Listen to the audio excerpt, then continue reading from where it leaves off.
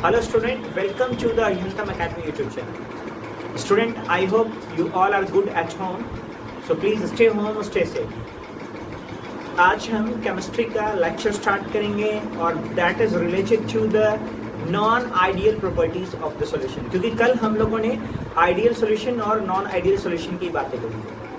आज हमारा जो टॉपिक होगा that is basically related to the non ideal properties of the solution कि व्हाट इज द, हमने कल ही क्लास में डिस्कस किया था कि द रीजन ऑफ आइडियलिटी और reason of non ideality may B type of interaction force setup between the solute and solvent. तो उसी इंटरेक्शन फोर्स के सेटिंग के बेसिस पर हम कह सकते हैं solution is going to show two different deviations, एक नेगेटिव डेविएशंस होता है, दूसरा पॉजिटिव डेविएशंस होता है from the properties of ideal solution. तो आज हमारा है नॉन आइडियल सॉल्यूशन। सबसे पहले हम लोग समझेंगे what is the non ideal solution, right ना, नॉन आइडियल सॉल्यूशन। तो सबसे पहले हमें स्टार्ट करना what is the meaning of non ideal solution.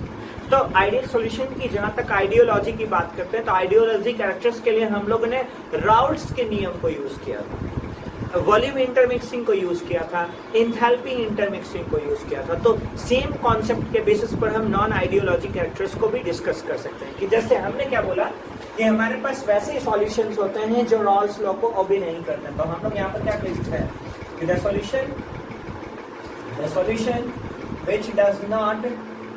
which does not obey properties of Raoult's law, which does not obey property and Raoult's law, मतलब जो की properties को भी ओबे ना करे, which does not obey properties of ideal solution, आप ऐसा लिख सकते हैं does not obey the properties of ideal solution and does not follow the Raoult's law, ठीक है ना, और Raoult's law को भी फॉलो नहीं करता, तो नॉट फॉलो लिख सकते हैं आप, ठीक है ना। एंड उस टाइप के सॉल्यूशंस को हम लोग क्या बोलते हैं, नॉन आइडियल सॉल्यूशन बोलते हैं। अब देखो नॉन आइडियल सॉल्यूशन के कंडीशंस में, यानी अगर रॉल्स लॉ की बात करते हैं तो दो तरीके से हम लोग पढ़ सकते हैं, रॉल्स को दो तरीके से समझ सकते हैं। यानी कि पहला इंस्ट्रक्शंस है सॉलिड प्लस लिक्विड कंडीशन। अगर पहला हम सॉलिड और लिक्विड के कॉन्सेप्ट पर डिस्कस करें, यानी आपके पास सॉल्यूट है प्लस सॉल्वेंट है, तो सॉल्यूट आपका सॉलिड है, सॉल्वेंट आपका लिक्विड है। तो इस सॉल्यूट में अगर मान लेते हैं कि ये आपका ए है, सॉल्वेंट बी है, तो दोनों के इंटरमिक्सिंग से आपको जो सॉल्यूशन मिलता है that is represented by A B. तो इस सॉलिड सॉल्यूट के कंडीशंस में जो रॉल्स लॉ होता है वो क्या होता है, that pressure is directly proportional to the mole fraction of volatile particle and that is your solvent particle. In that case we can write PS is equal to P naught into X. और अगर ये Raoult's law को obey नहीं करेगा, in that situation that PS must not equal to P naught into X B, ये इसके बराबर नहीं होना चाहिए, ठीक है ना। सो दैट पीएस यानी pressure of solution does not equal to the multiple और the product of your vapour pressure of solvent into the mole fraction of solvent. तो यहाँ पर कुछ ना कुछ चेंजेस आएगा, इसलिए हम कह सकते हैं क्या कि वो नॉन आइडियल कैरेक्टर्स को फॉलो कर रहा है। नेक्स्ट बातें जो हम लोग करते हैं in terms of liquid solution. अगला बात जो हमारे पास वो क्या है, लिक्विड सॉल्यूशंस की बात करते हैं। तो in terms of liquid solution मतलब लिक्विड सॉल्यूशन की बात अगर करें तो लिक्विड सॉल्यूशंस में कुछ अलग चेंजेस होता है।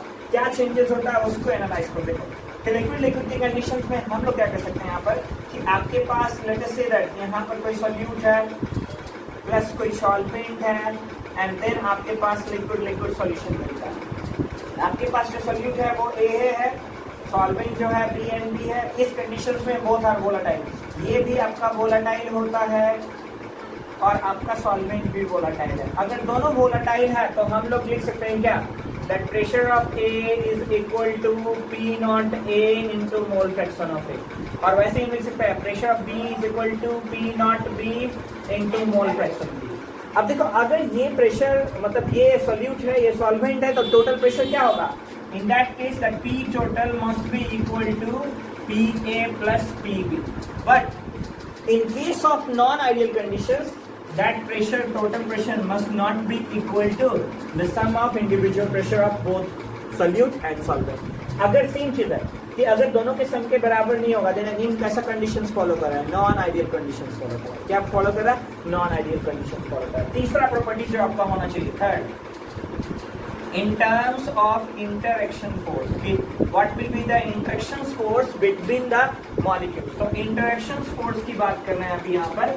तो देखो यहाँ पर क्या है कि इस बार solute plus solvent, जैसे मैंने क्या बोला आपके पास कि मान लेते हैं आपके पास यहाँ पर कुछ कंपोनेंट है solute का और यहाँ पर कुछ कंपोनेंट है solvent का, ठीक है, और दोनों अभी सेपरेटली है, यानी ये प्योर है, ये भी प्योर फॉर्म है. तो प्योर फॉर्म में अगर हम सोल्यूट को A लिखते हैं तो यहाँ पर A और A के बीच का इंटरेक्शन फोर्स काम करेगा, यहाँ पर B एंड B के बीच का इंटरेक्शन फोर्स काम करेगा, क्योंकि सॉल्वेंट को B से रिप्रेजेंट करेगा. अब दोनों को इंटरमिक्स करेंगे, जब दोनों को इंटरमिक्स करेंगे तो कुछ इस टाइप की इंटरमिक्सिंग होगी कि यहाँ पर हम क्या कर सकते हैं, ये आपका सोल्यूट है, ये सॉल्वेंट है, ये सोल्यूट है, ये सॉल्वेंट है, ये सोल्यूट, ये सॉल्वेंट, ये सोल्यूट, ये सॉल्वेंट. तो जो new set of attraction force set हो रहा है between the solute and solvent, that is not in the favour of earlier interaction force, so that is AB. अब सिचुएशन क्या हो सकता है, दो सिचुएशन हो सकता है, बट हम अभी एक ही लेके चलते हैं. That new interaction force of AB is not equal to A and A is not equal to B and B. यानी ये तीनों किसी के एक जैसा नहीं है. अगर ये एक जैसा नहीं होगा देन दो कंडीशन हो सकता है, या तो AB is less than that या तो AB is more than that. दोनों कंडीशंस में this type of solution behave as non ideal properties. दोनों कैसा बिहेवियर शो करेगा, नॉन आइडियल प्रॉपर्टीज की बिहेवियर को शो करेगा. इसलिए हम बात कर सकते हैं यहाँ पर कि एक ऐसा सेटअप है, नॉन आइडियल सेटअप है. ओके, ना एक चीज और हम बोलते हैं, देखो यहाँ पर जो कि उसकी कैरेक्टर्स को डिफाइन करता है वो क्या होगा.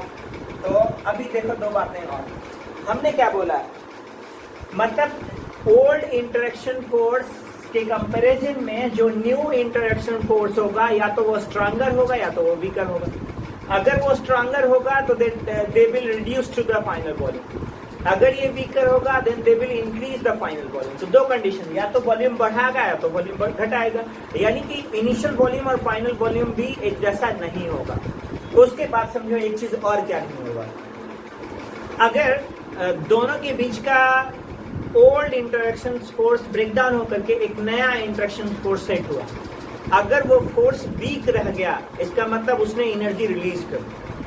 अगर वो फोर्स स्ट्रांग रह गया इसका मतलब वो एनर्जी एब्जॉर्ब कर लिया. तो कहने का मतलब क्या है, जब रिलीज करेगा तो एक्सोथर्मिक, जब एब्जॉर्ब करेगा तो एंडोथर्मिक. यानी इस सिचुएशंस में आप कह सकते हैं कि फाइनल मिक्सिंग ऑफ एंथैल्पी भी जीरो नहीं होगा. तो इंटरेक्शन फोर्स पर हम दो बातें डिफाइन करते हैं. पहला बात, इंटरमिक्सिंग ऑफ वॉल्यूम, मतलब चेंज इन वॉल्यूम की बात करते हैं. यहाँ पर किसकी बात कर रहे हैं, change in volume. We need to talk about the change in volume. Okay, now अगर हम चेंज इन वॉल्यूम की बात करते हैं तो क्या हो सकता है यहाँ पर देखो. तो मैंने बोला क्या, आपके पास दो डिफरेंट कंटेनर है. मान लेते हैं पॉट ए में आपके पास, फर्स्ट पॉट में आपके पास DA लीटर ऑफ डिले है, मतलब सोल्यूट है. ये आपके पास सोल्यूट है, क्या आपके पास सोल्यूट है. और B में आपके पास सॉल्वेंट है, कुछ BB लीटर्स ऑफ सॉल्वेंट है ना. तो मैंने बोला इसमें BB लीटर ऑफ सॉल्वेंट है, ये इतना लीटर सोल्यूट है, इतना लीटर सॉल्वेंट है. ये आपके पास क्या है, सॉल्वेंट है. और दोनों को इंटरमिक्स किया. जब दोनों को इंटरमिक्स किया तो इंटरेक्शन फोर्स चेंज हो रहा है. इंटरेक्शन फोर्स चेंज होने का मतलब क्या हो गया, these two components intermix together with different set of interaction force, with different set of intermolecular force of attraction, with different set of interstitial space between the particles, and the different state of या different setup of heat enthalpy. ये सब अगर different हो रहा है तो that is the volume of solution. इस case में क्या होगा, ये final volume है and that is the sum of initial volume. Then that BS must not be equal to BA plus BB, यानी ये एक जैसा नहीं होना चाहिए. अगर ये एक जैसा नहीं होना चाहिए तो what we can say that कि अगर इनिशियल वॉल्यूम जो आपका V टोटल था, लिक्विड का सेपरेटली VA, सॉल्वेंट का सेपरेटली, मतलब सॉल्यूट का सेपरेटली VA, सॉल्वेंट का सेपरेटली VB, दोनों के कॉम्बिनेशन से VT, that VT must not be equal to BS. Then what we can write, BS minus VT is not equal to 0. अगर ये 0 नहीं होगा तो क्या लिख सकते हैं, मतलब initial volume minus final volume. या final volume minus initial volume should not be zero. तो क्या हो सकता है, दो बातें हो सकता है, या तो डेल्टा भी पॉजिटिव होगा या तो डेल्टा भी निगेटिव होगा। अगर डेल्टा भी पॉजिटिव है तो पॉजिटिव डेविएशन,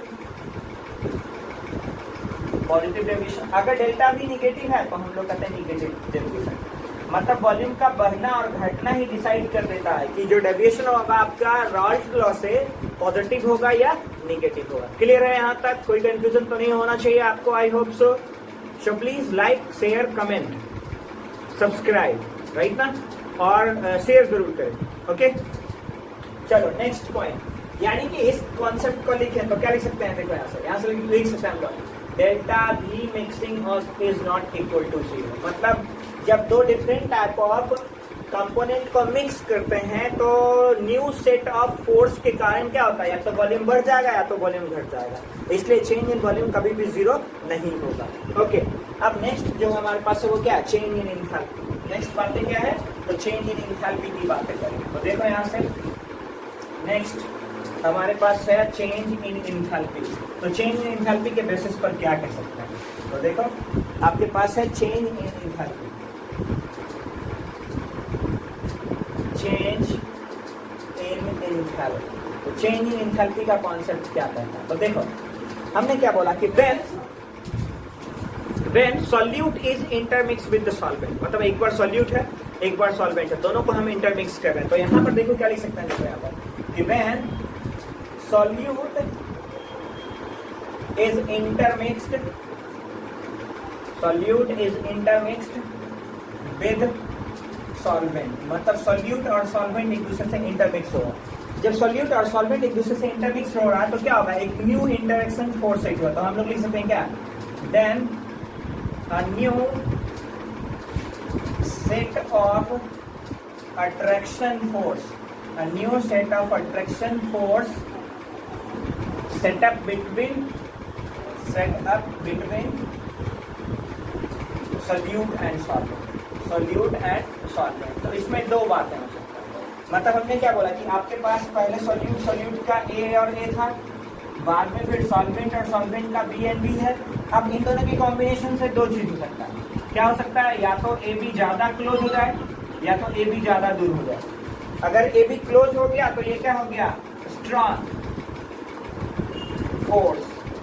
अगर ए बी ज्यादा दूर हो गया तो क्या लिख सकते हैं, वीक फोर्स। अब देखो स्ट्रॉन्ग फोर्स में क्या हो सकता है, हीट एनर्जी एब्जॉर्ब, यानी इसमें क्या हो जाएगा, तो इसमें हो जाएगा heat energy absorb, heat energy absorb. और इसमें क्या हो जाएगा, तो इसमें हो जाएगा heat energy evolve, heat energy evolve. यानी इस कंडीशंस में दो तरीका हो सकता है। अगर हीट एनर्जी एब्जॉर्ब होता है तो देखो यहाँ से क्या होगा, if heat energy is absorb then what we can write, delta H mixing is not equal to zero. मतलब दोनों को अगर मिक्स करते हैं तो जीरो नहीं होगा। क्यों नहीं जीरो हुआ, क्योंकि इसके लिए दो कंडीशन है। अगर एब्जॉर्ब हुआ तो एंडोथर्मिक, और एंडोथर्मिक के कंडीशंस में डेल्टा एच जो होता है वो पॉजिटिव होता है। अगर एनर्जी रिलीज हो गया तो एक्सोथर्मिक, और एक्सोथर्मिक के कंडीशंस में जो आपका डेल्टा एच होता है वो क्या होता है, निगेटिव होता है। तो एक बार देखो हीट एनर्जी एब्जॉर्ब हुआ यानी एक बार एंडोथर्मिक प्रोसेस हो जाएगा, एक बार हीट एनर्जी रिलीज हुआ यानी एक बार क्या हो जाएगा, एक्सोथर्मिक प्रोसेस होगा। So this type of enthalpy of mixing never be zero. तो ये जो 4-5 प्रॉपर्टीज है ये सबके सब क्या होते हैं, चेंज हो जाते हैं, और सबके पीछे रीजन होता है change in interaction force when solute dissolve in solvent, जिसके कारण सॉल्यूशंस क्या होता है, नॉन आइडियल प्रॉपर्टीज को फॉलो करता है। ओके तो थैंक यू।